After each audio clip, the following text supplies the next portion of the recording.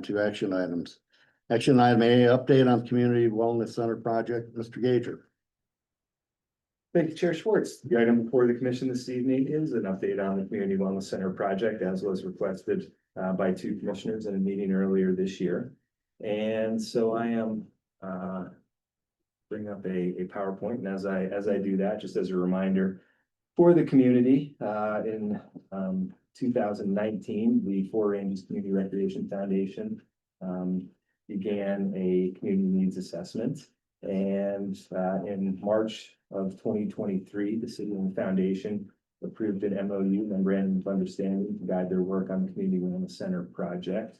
On March 19th of 2024, voters of the city of Livingston approved a referendum to create a special district to support operations of the Wellness Center, with the Wellness Center itself being constructed by the foundation using privately donated funds. And since that time, the city has collaborated with the foundation to advance the construction, and I am happy to share an update and with the commission this evening. And I've structured this update similar to many of our initial conversations on the project.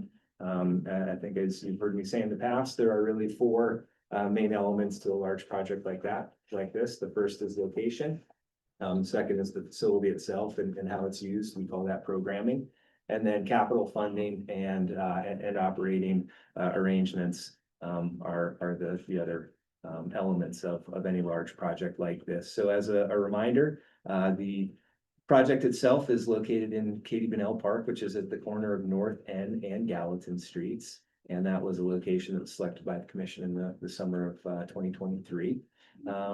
And I will, this is an initial site plan. The big area in white is the building itself. We will get more into the building here shortly. And then off of Gallatin Street is where the parking will be accessed. And there is a drop-off area in front of the building where we expect a lot of buses and other youth that are kind of getting dropped off to be.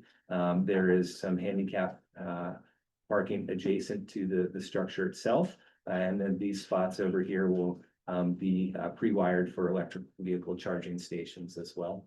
And then the majority of the customers we expect to park in this lot that is accessed by Gallatin Street primarily, and then also from the turnaround area. And as a reminder to the commission, the parking area actually is on land that is owned by BNSF Railway. They have collaborated with the city on the project, and we have control of that piece of land. And so we are moving forward with that. And then outside of the Wellness Center building, you'll note there are some outdoor play amenities, including basketball courts, and then there are some other outdoor play areas. The equipment for those is still being determined, and we look forward to having some public engagement in that regard as far as what features the community may like to see in the exterior of the community. As I mentioned, BNSF has provided the primary parking lot for the facility on their 2.2 acre parcel. However, to the west of M Street, there are between M Street and the LM Alley. This is the LM Alley here on the left side of the screen. There are two parcels. The one on the north is owned by, again, BNSF Railway, and the one on the south is owned by Northwestern Energy. Northwestern will be vacating their site in about a year from now. And BNSF has largely already vacated that site. There was a building that they demolished about 3 months ago or so. And the city, I have agreements in principle with both BNSF and Northwestern to transfer those parcels of land to the city at a date in the future. And so this really would enable what today is a 1.8 acre Katie Bunnell Park to expand up to almost 5 acres with the additional real estate from our private sector partners. So I'm very excited about that. The rendering, please know, the rendering to the west of the project itself This has not been settled upon. This was really just a spatial analysis to confirm if we could put a full-size sports field out there with some parking, and we certainly can. So the design of that future element of the site plan is still to be determined with public input. And because there is a known history of environmental issues in that area of town, I did want to reaffirm for the commission that the project is taking all of this into account as we work forward. You might recall phase 2 environmental was performed on the site prior to the vote. And since then, because a small portion of the site actually sits within the state, what we call the state Superfund area, but the Comprehensive Environmental Cleanup and Responsibility Act, CERCLA. And so there was some digging on the south end of the site early in the project as it related to the relocation of a sewer service line to the county's transfer station that's out there. And so because we were in the CERCLA boundary, testing was performed. And as you can see here, I've clipped really the most germane parts of the executive summary, where it indicated the results of the air monitoring indicated that VOC concentrations were below levels established in the site-specific health and safety plan prepared for this project. And similarly, within the soil sampling, results of the soil sampling collected from the excavated material stockpile demonstrated that concentrations of all metals, VOCs, hydrocarbons, and SVOCs in the sample were below laboratory detection limits and or facility cleanup levels. And so and this is from a report that was from January of this year. All of the testing that the city has done on the site to date has been clean, as it were.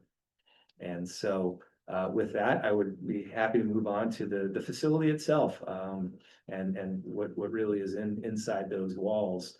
On the first floor of the facility, the two areas in light blue are the two pools. There is a 6-lane lap pool that is large enough and of the same size as lap pools that have held the state high school swim championships in other locations. And then, as we've discussed in the past, there is a secondary pool that is not for competition swimming, but more for both therapy and recreation. And so there are several components to that pool. There is certainly this shallow entrance area, kind of a beach walk-in entrance. And there will be an amenity there, a child's play slide shaped like a train. And it'll have water that shoots out the side of it as well. Seemed like it was a fitting homage to the area in which we live, and also some of the project partners. And then moving down from that zero entry area is a walkway, which leads to two areas. This loop here will have a current in it, and typically that's used for therapeutic uses and rehabilitation. It's good for some folks to walk against moving water. And the kids also find it fun as well to swim through there, I'm told. And then over on the east side of the pool, actually northeast corner of the pool, will be a area that's again for therapy, but also for learning to swim. And the water level here will be about 4.5 feet deep. And you can see this little curved seating area. So parents can be in there, or grandparents, whomever can be in there to help their children learn to swim. And then here, you'll notice this little piece here. You'll see it more clearly on the next slide, but that is intended to be a water slide that is accessed from inside the building and then returns into a poolless exit. And so the water just kind of comes, you come down the slide, and there's no pool that you flip into. You're just ride the slide until you stop, as exists at some water parks out there. And then the third primary area on the main floor is the gymnasium. It will be of the size that can hold a regulation high school basketball game the long way, and can also hold middle school games going across court, as well as pickleball.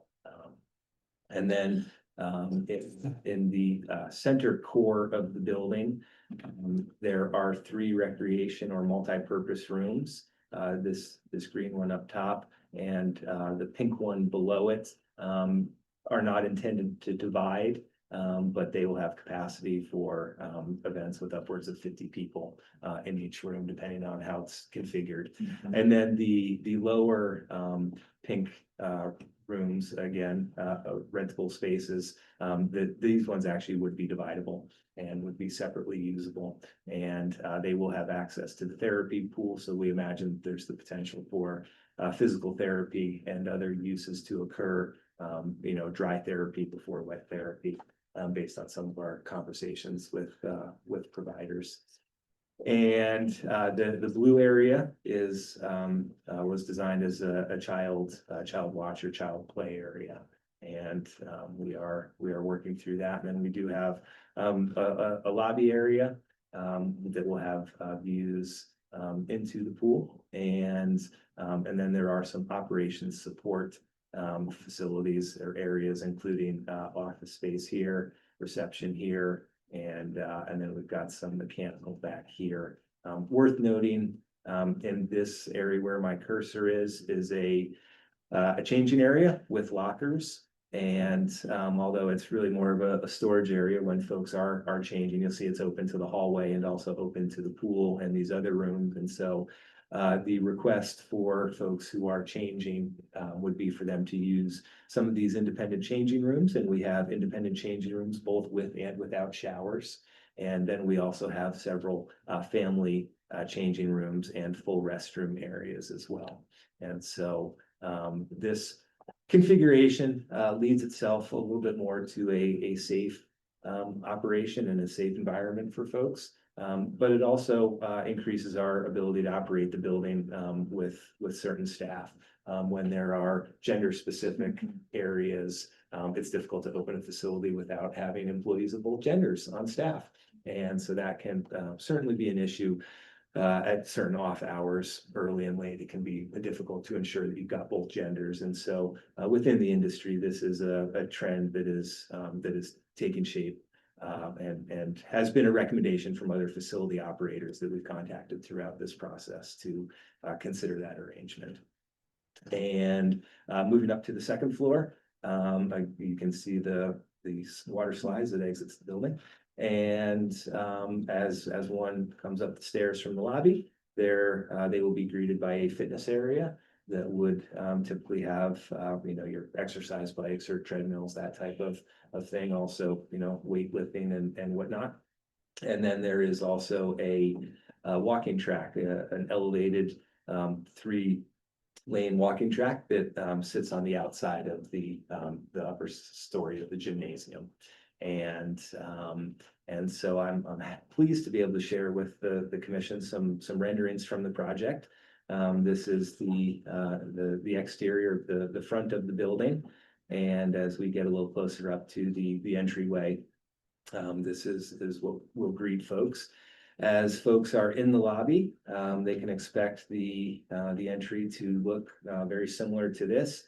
Where this individual is standing is at the reception desk. And so people will come in from that individual's right, and the recreation pool is off here to the left of this individual in the red hooded sweatshirt. And these are the stairs up to the recreation facility and track. When folks get up onto that recreation facility and track area, it will look something like this. One can see the stairs on the side right. These would be the stairs up, and then, as I indicated, a fitness area with certain machines there. And then we've got the 3-lane track, again suspended above the gymnasium.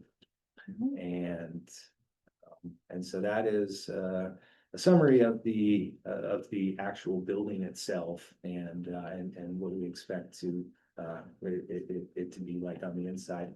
Moving towards the capital funding, this actually is the part that I have probably the least amount to do with on this project, and I'm happy with that.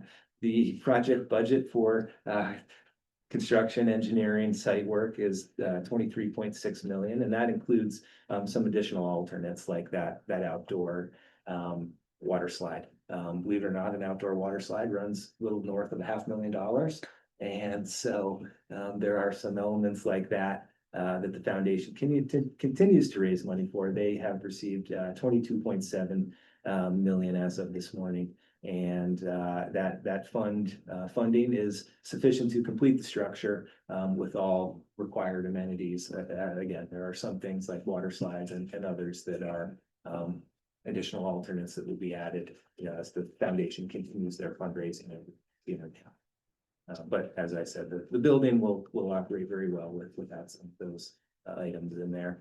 And I'm pleased to share some construction photographs with the commission. This tan part in the front of this picture. The restroom is just on the other side, or the entrance is just on the other side of this portable restroom here, the porta potty. These upper windows would be the fitness area. These lower windows actually are along the north side would be into the office space, and then and on the east side into the child watch area. Back behind this white truck and white trailer, that is the recreation pool area. And over behind the crane is the basketball court. The lap pool is just really diagonally in the back corner and not visible from this angle. Inside, this is that area in the therapy recreation pool, the learn to swim area. Those are about 4.5 feet deep. As I mentioned, there's the curved bench seating, and then these pipes over here will attach to the train slide. And you can see that there's a gentle slope there that takes it from no water all the way up to about I believe 2.5 feet of water by that point. And in the lap pool, the roof has started to go on. This picture is probably about a week old or so, and so work continues. And similarly, over the gymnasium, the work continues there as well to place the roof. And one can see along this back wall and along the side wall, these squares here, that is about the elevation of the walking track, where the walking track will actually be affixed to the tilt-up wall panels. The wall panels are made in South Dakota and have been shipped to the site fairly consistently. I believe there's only 3 more panels to be placed, if I'm not mistaken. And now I've clipped a little bit. I apologize if this is a little bit difficult to read. This wasn't included in the packet. And so I've excerpted a few parts of the construction schedule, really just to show, up at these top lines. Next week, the backfilling of the precast walls will continue in areas where it has been ongoing. And then we will, the construction company Swank will prepare the under slab waste and vent rough in. And that vent rough in line, you folks may recall that there was a system that is proposed, or not proposed, a system that will be placed underneath the floor, similar to a radon mitigation system that you don't find in your house, that will take care of any soil gas venting issues that may occur. We don't expect any based on all of our testing, but we wanted to be extra certain, if we're going to have the public in this building over the course of the next 50 or so years, that was something that was addressed largely in response to comments from the commission. And so as we work through the next month or so, the work will focus on the roof and getting steel and trying to shell in the building before October. And then we'll also be working on the slab floors. Now that a lot of that equipment and machinery will move out, we can actually pour the floors and not risk damaging the concrete with some heavy equipment on it. And then on the next page, I really shared this, just the bottom 2 lines here really were the focus of these. The Swank and the project expects substantial completion on the building in January of 2027. And then we would work through the punch list items. Those are kind of your final correction items on a project, final things to take care of into late February. And so the building would be ready for occupancy in February of 2027 is our expectation. And it is a unique situation that we find ourselves in with a general contractor who has built a nearly identical building within the past several years. And so I will say it is one of the smoother construction projects that I've been involved with, really by virtue of that. It's unique in the public sector to be able to do something like this.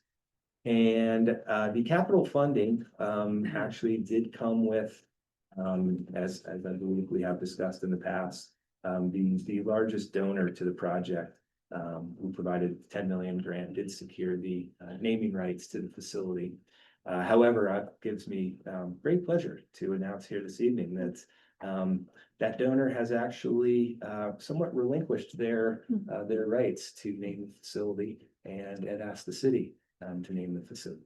So as a city manager does, when confronted with a situation like this, I am inclined to open this up to the public and let's get some public feedback. And so having worked with the donor and their foundation representatives, we're very pleased to be able to offer this up to the community, and then we will release a survey and a portal where folks can submit names for consideration. The donor has asked that the word wellness be included in the name, that it denote regional benefits, and that it also not be for a person. I think the donor wanted this really be a community facility. And so, as I said, we will open up a portal and start accepting recommendations. And I don't want to, taint the process or anything, but really just to get, the community's creative vibes going. We've just thrown some simple examples that folks might think, just to kind of get people pointed in the direction, right? It could be something as simple as the Livingston Community Wellness Center. But if you wanted an acronym, something like Center for Livingston Area, well, that should say wellness, not recreation. Yeah. That's where you get the W there. Or, there are others in other communities in Montana, like the WAVE up in Whitefish. WAVE actually stands for something. And so. What does it stand for? I Ooh. knew you were gonna say that. Yeah, I think the V is vitality. Yeah. And yeah, actually, there's a real thing there. And so I'm happy to be able to open this up and really do thank the lead donor and their team for that. It's a unique opportunity. And then as far as operating arrangements go, as we've discussed, the facility will have free access for Livingston residents and paid access for non-residents, although the Four Ranges Foundation remains committed to fundraising, not only for their endowment, but also to secure access for areas, youth and school folks, so that they can access the center. And of course, there will be rentable spaces for organizations and groups in the community. I mentioned therapeutic uses. That is a process that the recreation director and I have started, and we are currently engaged in outreach with different groups that have indicated an interest in potentially operating in some of those spaces. And so we're excited to continue that process. Now, no conversation about a facility like this would be complete without a conversation about the budget. And as you folks know, there is a similar facility in Great Falls that's being constructed, but they are operating it under a very different revenue model from us. Their model is almost entirely reliant on pass sales to fund the operations. And there's been some recent press coverage about their difficulty with pass sales, and I certainly want to acknowledge that here, but also use it as a reminder that this is why we actually chose a different revenue model for this facility, because there were some of us in the city team and on the project team at the foundation as well that had some serious doubts about our ability to actually sell that many passes in a community that's significantly smaller than Great Falls. And so I am pleased to point out on this was the original operating budget assumption that was shared with you folks prior to the election. And there's a lot of numbers here. The quick takeaway is we expect the total expenditures to operate the facility to be, about 1.68 million. However, 1.18 million of those are related to salary and benefits, right? And so there's about 500,000 that the city, myself and others estimated for the operating costs of the Mhm. facility. And as I noted earlier in the presentation, there is a nearly identical facility operating up in Great Falls. And I am rather close friends with the Great Falls city manager. And so he and I have had many conversations, and I apologize if this is maybe a little smaller than is legible. Again, really just to keep it at a high level here. I will go kind of to the bottom line right here in fiscal 2025. We operated this facility for the full fiscal year. The non-personnel costs were approximately $416,000. And so we have a budget for non-personnel costs of about $500,000. And so I remain confident that the budget that was created at the outset of this project, the operating budget, is still viable to operate the facility. And as I pointed out, our revenue mix is significantly more stable than the past-based mix up in Great Falls. And so that concludes my presentation, and would be happy to stand for any questions that the commission may have. Mhm. Commissioner, clarifying questions Mhm. before I open up public. Yeah, you want me to go first? Sure. Yeah, I have some questions.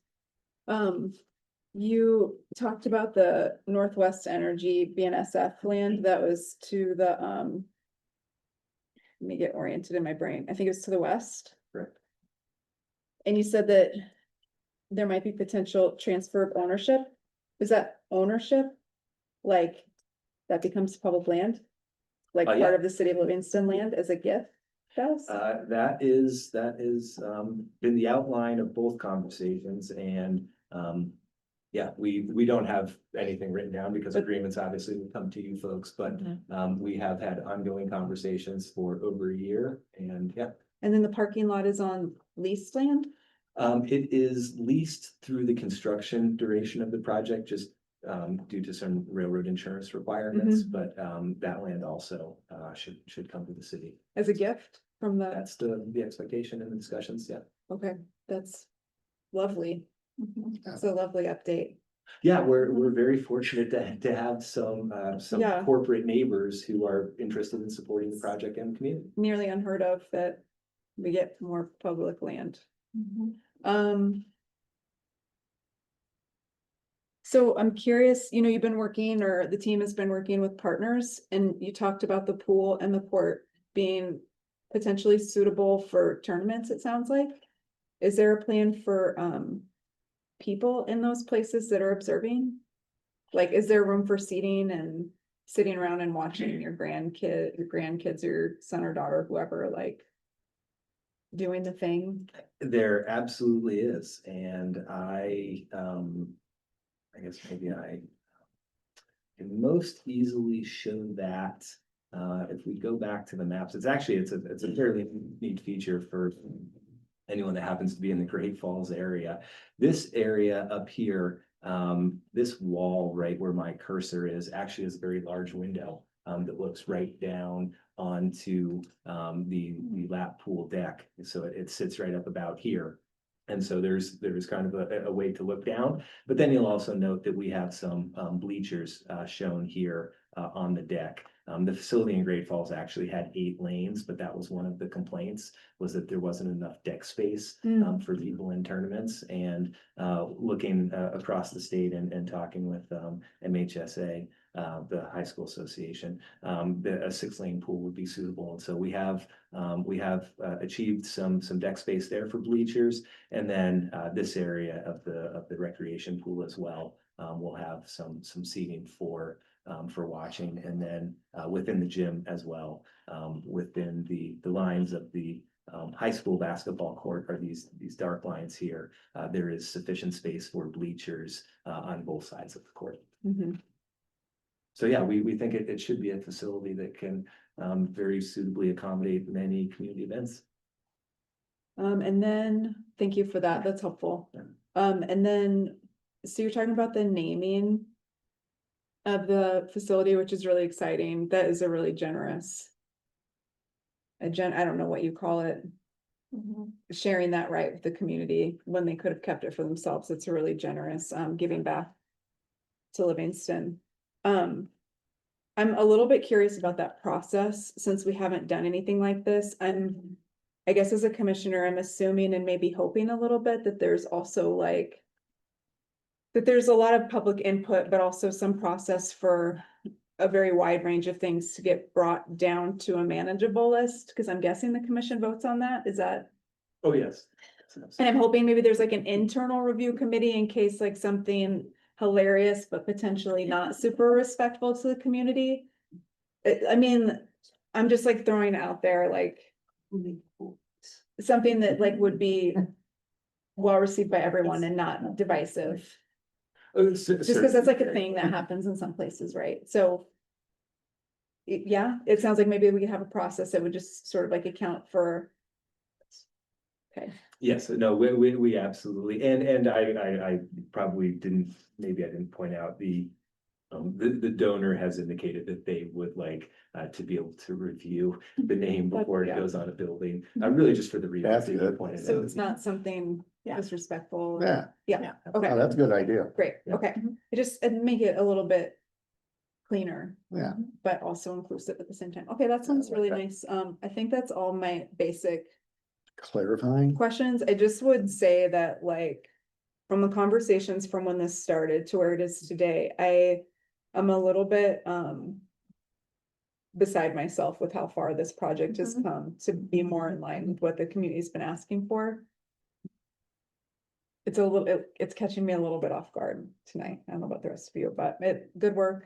I appreciate the work of the team. I appreciate that while folks might say, oh, this isn't original, this is what Great Falls has, actually, it sounds like there's been a lot of thought and scrutiny looking at what's worked and not worked for Great Falls and making sure that ours is better. No offense, Great Falls, and also suited for our community, not the Great Falls community. So that just like level of detail. I mean, I've heard you talk down to like drains on the floor. I mean, the level that's going into looking at the details is awesome. And like, it's what our community deserves. So thank you. Really grateful. And the contractor being familiar with this kind of facility too. It's huge. I will say staff though, it sounds like Oh, it's done a lot Yeah, absolutely. to just make tweaks to make it better for future staff people and future residents. So Any other final questions down the line? No questions. Commissioner Kale? No? Okay, let's open up public comment. Any public comment on the Community Wellness Center project update? Linda Moore, 113 South M Street.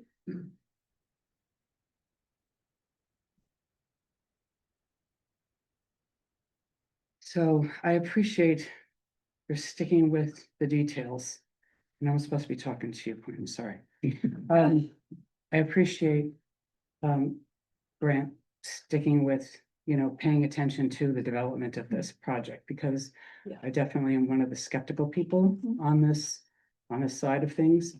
I saw an article recently that Great Falls at the end of the first year is $183,000 in debt on this, trying to make it work. So glad we have a different model. However, it's much more tax-based, correct?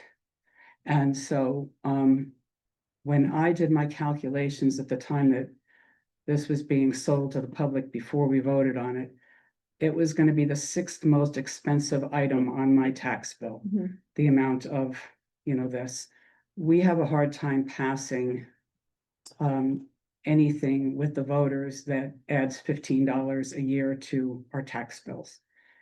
If we are looking at least 100 plus per year on people's tax bills, think of how many things are not going to be voted afterwards when they see this hit.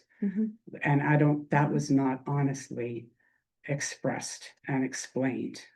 So I have a lot of concern about whether I myself am even going to use this enough to justify how much it's going to cost me. That's not like super prohibitive. It's just, it kicks a lot of balls down the road. And so I would like to see continued you know, kind of monitoring and problem solving done with that as well. Mhm. City manager. Mhm. So, and my concern is too, that this is a move that would be something to advertise by realtors to prospective residents coming in as, oh, look at this wonderful, quaint little community that just happens to have all these great amenities. Instead of it really being something designed to support the ones who are here and who are paying for it. Mhm. So those are my comments, and thank you very much. Thank you, Linda.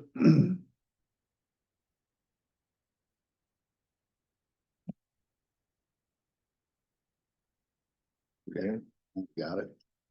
okay, so thank you for allowing me to wait, because some of the questions were partially answered.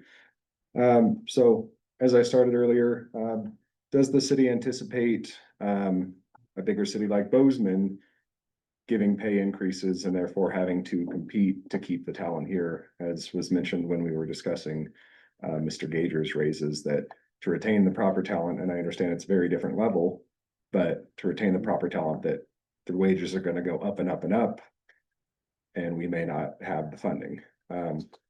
Was basically the question there. Staffing was briefly discussed. We went over to Dickinson for a family reunion, North Dakota, and they had this nice facility, indoor, outdoor pools, gym, similar. The outdoor pool, it was a 98-degree day, had a line a mile long because it was one in, one out. They just didn't have the staffing to properly watch. So therefore, people were waiting out in the sun just to get into the pool. Has that been taken into account? I don't want to see where City of Livingston residents are just having to wait their turn just because we can't staff the place. On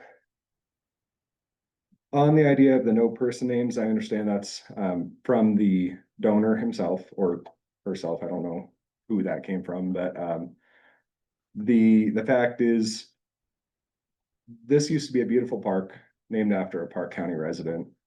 I would like to see that honored in some way with the naming.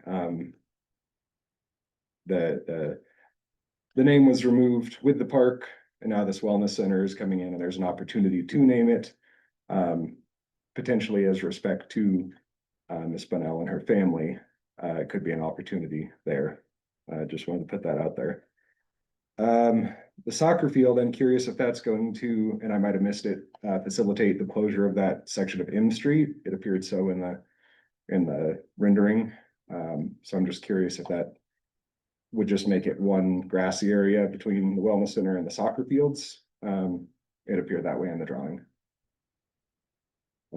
Curious why we're putting, I counted maybe 6, maybe 8 electric car spots up there. Regularly, the ones that have been installed by Neptunes are just parked in by whoever, electric vehicles that aren't charging. Why are we putting so many electric charging stations, instead of, you know, loading or unloading zones, regular parking, things like that? The water slide, is there any consideration or will it be closed entirely for winter?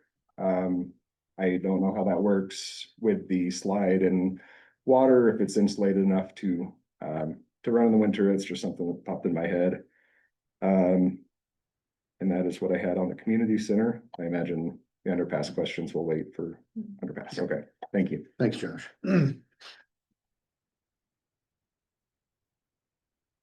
Any other public comment in the room?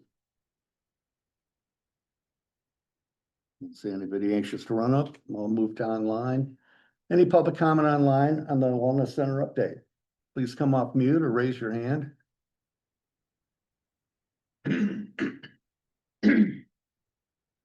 Not seeing anybody. Okay, public comment is now closed. Commissioners who would like to go first. Do you want to go through? Oh, yeah, you Do wanted you want me to go through clarifying this? Okay. questions. Good.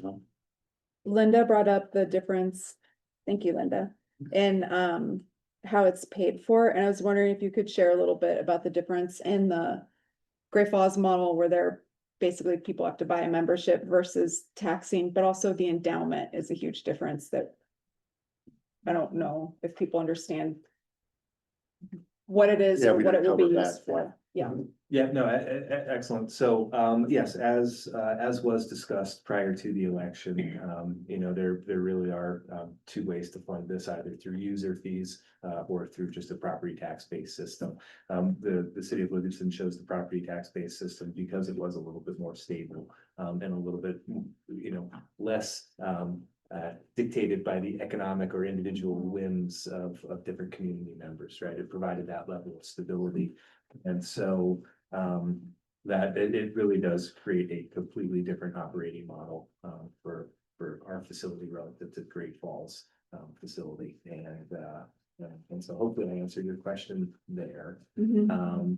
You know, I'm happy to jump into the other ones. You know, certainly staffing, I think, is a great, place to start. Because, you know, city operations really, depend entirely on our staff. And it is the most difficult resource for us to replace. You can't just go to the store and buy a new one when the pump breaks, you know? And so, certainly the city of Livingston is always competing with, surrounding communities for our talents. We have done a good job, over the last several years, thanks in large part to, salary and benefit increases that the commission has approved annually in the budget process. And so, yes, that will be a constant challenge. But you know, as I looked through the staffing plan and the salaries included in there relative to our current employees and where we expect we'll be in about a year when we're hiring, I do still think that those pay rates are sufficient. We have, it turns out, we've got a number of aquatic experts in the community who have moved here from other places where they operated pools. And so I have all the confidence in the world that we will be able to find, not only a pool manager, but also pool staff. Because you might recall one of the conversations we had, related to this facility and staffing specifically, is that it really professionalizes, a lot of these jobs and takes them away from being Mhm. seasonal positions that are really only attractive to high schoolers, college students, and other people that have different things going on for part of the year. By professionalizing these, it actually offers more stability of schedule and of pay and benefits. And so we actually expect to tap into a slightly different, employee pool, potentially for these positions. We certainly will, look forward to having seasonal, high school and college students support the operation. But we recognize that there are likely to be some, folks who make this their full-time career. And so, certainly always have to pay attention to staffing. With regard to the name. Can you pause for a yes. minute? Can you talk a little bit as it relates to the building and pay, the endowment specifically? Sorry, yes, thank you. In Okay. addition to the capital funding of about 23.5 million, the foundation's also committed to a $5 million operating endowment to support the structure. And to support its long-term maintenance as well. And so, some of that endowment money will be used, as I mentioned, very likely for youth scholarships and other youth access to the facility. But it also provides another layer of financial security to the project and to the building itself. Should there be an issue, it is not simply taxpayer funds that are available to address the issue. We'll have the endowment. Which is a significant difference from the Great Falls model. So like when Great Falls was short, my understanding is it goes back to the general fund, which is like the thing you want to protect the most in the budget. But we won't have that issue because Mr. Gager suggested the commission that we require, if this moves forward, we say as a city, we must have an endowment so that he wouldn't be coming back with a budget amendment where we're tapping into the general fund. So that was foresight of staff, I think. Did it feel? Hopefully that's like I think it's like a really distinct thing that makes it different. Sorry to interrupt you. I just wanted to wrap it into the money conversation. You were gonna say something about, was the naming of the park removed? Yes, absolutely. That's where I was headed next. And no, just for community clarity, that is still Katie Benell Park. And all of the discussions that we've had to date is that it would be retained as Katie Benell Park, and it would be the certain facility at Katie Benell Park. Livingston Wellness Center. Exactly, whatever it turns out to be. and certainly do recognize the contribution of Ms. Bennell to the community and certainly which she sustained through. Related to the possible closure of M Street, that certainly was what was contemplated by the drawing there, although as you know, street closures would come before the city commission. And so we do recognize that there are users south of Katie Bennell Park on M Street. However, you know, probably the largest of those is the county transfer facility, and the city and the county may one day re-enter a partnership in trash hauling from the city to the landfill. And so the future of that facility, I think, is not certain. And regardless of that facility's future, all of the properties south of Cape Bennell Park on M Street can be accessed using L and Chinook. And so we would not be creating any islands that are inaccessible.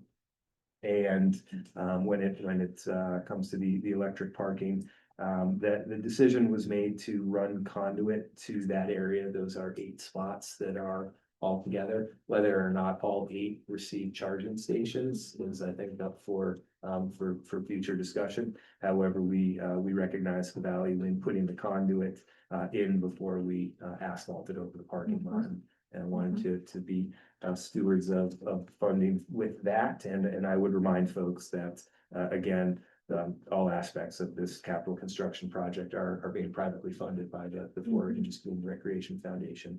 And so no public taxpayer dollars were used in that. And when it comes to the water slide, that slide certainly is able to be operated in the winter time. And the moving water and the relative insulation, as well as the heat from the building itself, has proven in other environments that are as cold, or if not colder than ours, including Great Falls, to work successfully. And so we don't have any concerns there. I heard another little concern, or not little, a valid concern, but it was just briefly mentioned of Livingston people and Livingston residents waiting in line due to capacity constraints. And I think the pool was specifically cited. And please know that is a very valid concern and very real concern that the rec department and I chat about monthly. And that's frankly why we have not revealed monthly pass pricing or daily pass pricing, because we still have some research to do and information to figure out about what we really think that demand is, because this is a community facility and we do want it to be available for community members when they go to shoot hoops or swim a lap. And we don't want a large user group from, you know, another city nearby that has come over and inundated the facility. I will say that is not a unique situation. It has historically occasioned, you know, periodically at the existing pool, because not all communities nearby have pools. And I will say our team has done a very good job working with those camp and other sports team organizers to help them understand our use requirements. And today, we do currently limit the ability of out-of-town commercial enterprises to use our park system and our facilities, in recognition that they are there for community. So we expect that to continue in this facility. And that gets to the point that the county did not want to be involved in this, so they actively chose to not be included in the free pass Or him to when the the county commission. ballot manager. Somebody did bring up Dickinson though, and I'm trying to remember, I think you've been to that wellness center, haven't you? You know, I was not in Dickinson. I was in another North Dakota Oh, city okay. That was that has a Williston? No. Yep, exactly. Yeah. That has a much larger, I believe, 100,000 plus square foot facility. Yeah, And Are you all in the same like city manager group though? yeah. Like, do you know the Dickinson folks? oh yeah, absolutely. So like, that's data, just like the Great Falls data that you might be able to get access to help make, you and the team to like help make predictions about demand.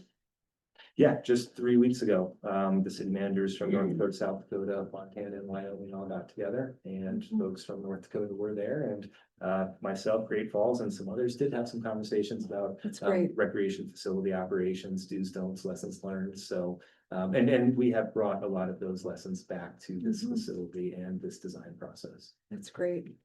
Awesome. I think that was all the I think questions. that's from the it, public. yeah. Over that and done some. Mhm. Any commissioner would like to weigh in? Well, thank you. It's very comprehensive. That's exactly what I was looking for an update at this stage of the game. Some pretty eye-popping numbers as far as at least the budgets and operations go. But it's also a 45,000 square foot facility, I think, something like that. Almost 43,500, yeah. An acre. Yes. So, yeah, that's to be expected. I've built these kinds of things before and they are complex machines for sure. But it looks like you guys are doing Mhm. absolutely the right thing with your analysis. Happy to see it. Line 75 in your Gantt chart has membrane roofing going in on January 14th. Perfect time for roofing. Yeah, baby. But I am pleased to see the due diligence being done. Thanks. Thank you, Commissioner Willich. Commissioner Lyons? Commissioner Kale? It was a great update. Thank you, Mr. Buger.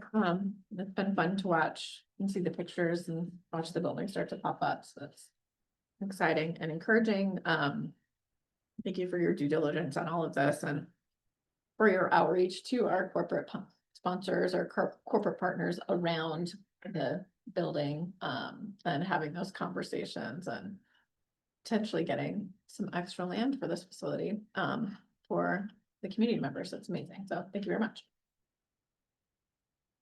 Thank you, Commissioner. I thought for sure Commissioner Lyons was gonna talk about EVs. Me too. Thought about it, being prompted, I think that it is of the utmost prudence to run the conduit, Mhm. before the pavement goes down.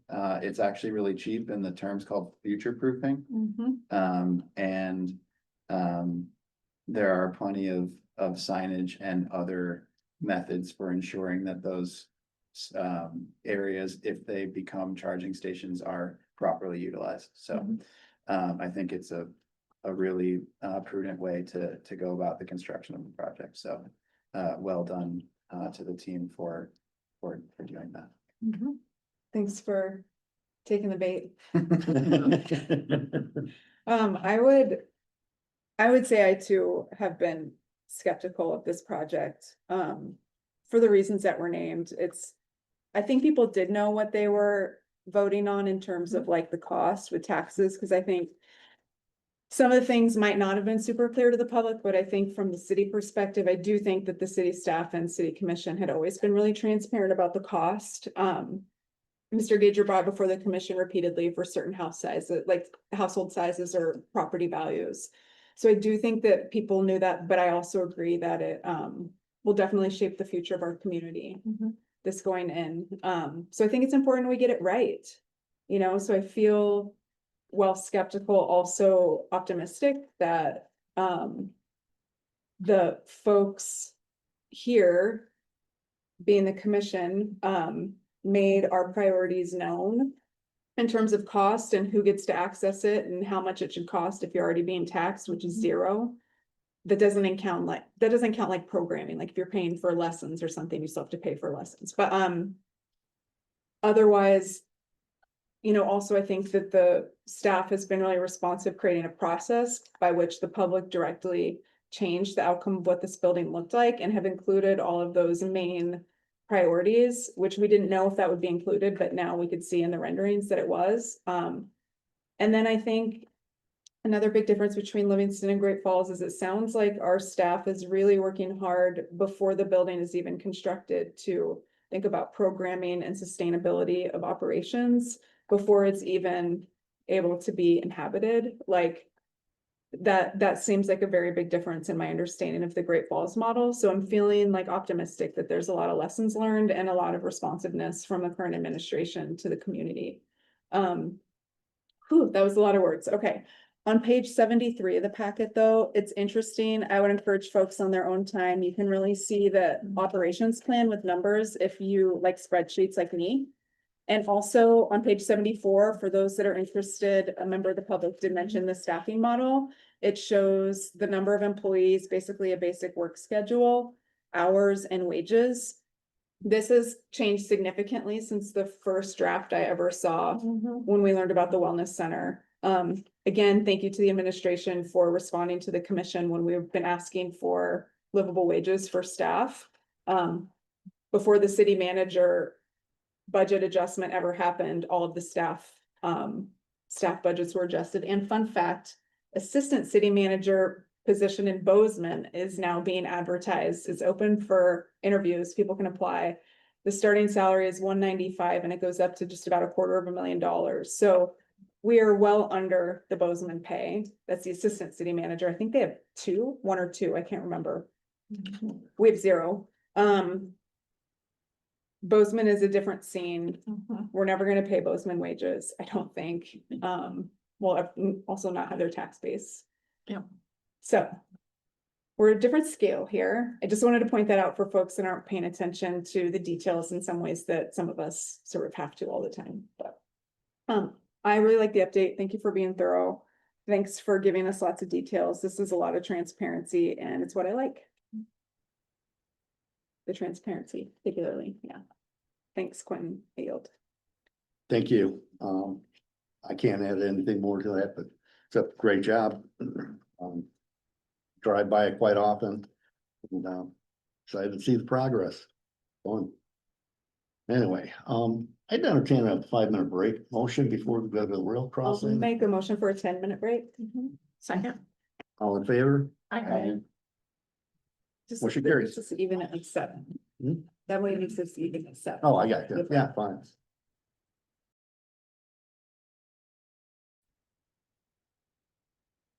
Okay, this meeting of the Livingston City Commission is back to order. Our next item on our agenda this evening is a discussion regarding the grade separated rail crossing. Mr. Yeager.